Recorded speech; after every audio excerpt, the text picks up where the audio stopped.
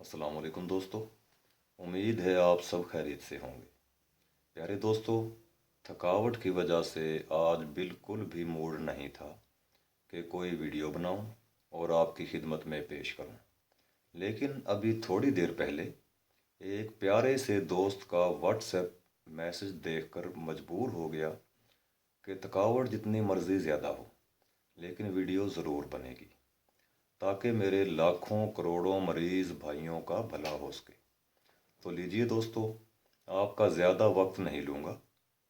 अगर आज के पेश किए जाने वाले नुस्खा की वजह से सिर्फ एक मरीज़ का भी इलाज हो गया तो मैं समझूंगा कि अपने मिशन में कामयाब हो गया हूँ।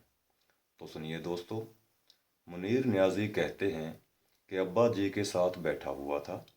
अचानक उन्होंने मुझसे पूछा, हैज़ के बारे में क्या जानते हो?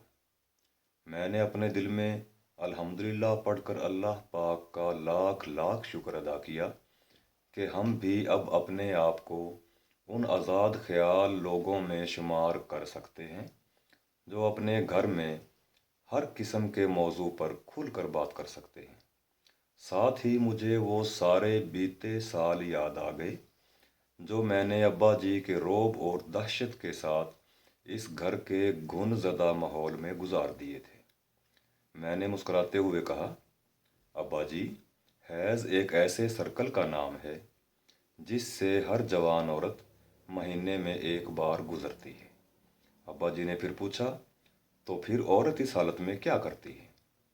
मैंने कहा, अब्बा जी, औरत इस हालत में ना नमाज पढ़ती है और ना ही रोज़े रखती है। अब्बा जी ने इस बार कदरे सख्त और उखड़े हुए लहजे में कहा, पुत्र, इसका मतलब ये है कि तुझ में और उस हैज़ वाली औरत में कोई फ़र्क नहीं है। दोस्तों, ये कीमती वीडियो आगे शेयर करके आप भी इस कार खैर में शामिल हो सकते हैं। अस्सलाम वालेकुम।